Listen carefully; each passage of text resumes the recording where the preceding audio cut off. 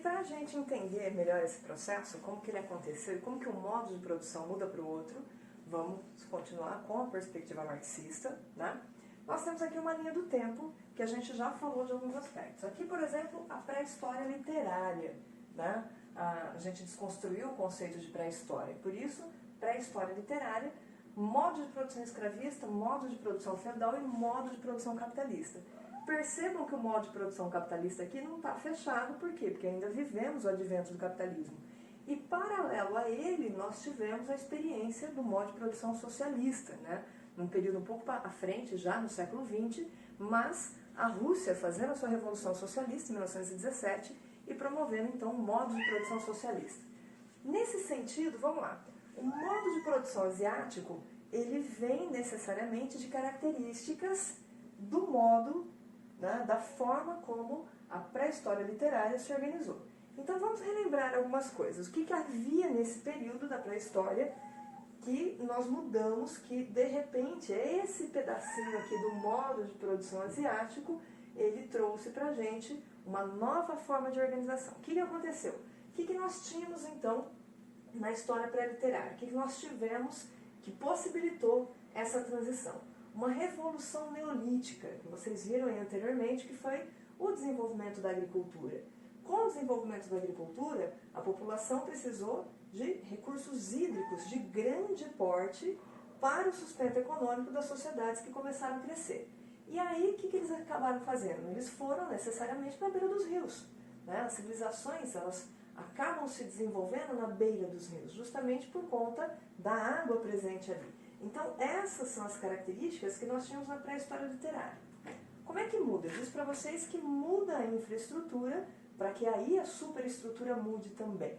Então, por que esse modo é de transição e o que acontece com ele que promove essas transformações? Vejam, o que antes estava em grupos específicos espalhados ali e que começaram a se fixar próximos aos rios, a partir de agora, né, no modo de produção asiático, e a gente está falando de quem aqui no modo de produção asiático? Mas que civilizações são essas no modo de produção asiático? Então eu tenho, por exemplo, o Egito e a Mesopotâmia, como civilizações que vão se desenvolver nessa transição.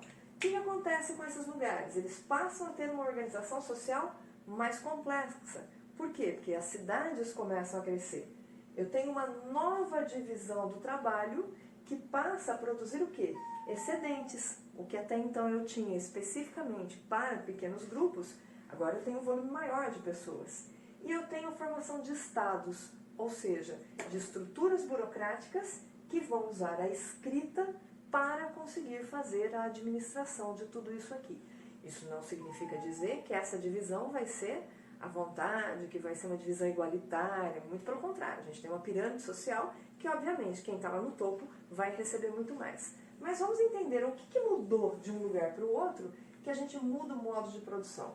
Muda essa administração burocrática. Por quê? Porque a partir do desenvolvimento da agricultura, ou seja, o advento da agricultura, muda a infraestrutura. Então, quando a gente tem a realização da agricultura, muda completamente a forma de organização econômica.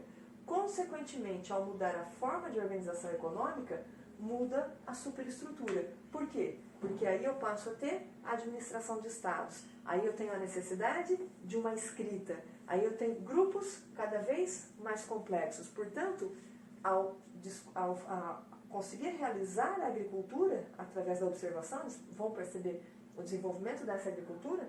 A partir do momento que desenvolve a agricultura, eu tenho uma produção de excedente que eu começo a ter toda uma nova reestruturação da política, da sociedade e da cultura e todos a sequência desse modelo, dessa forma de entender esse momento aqui.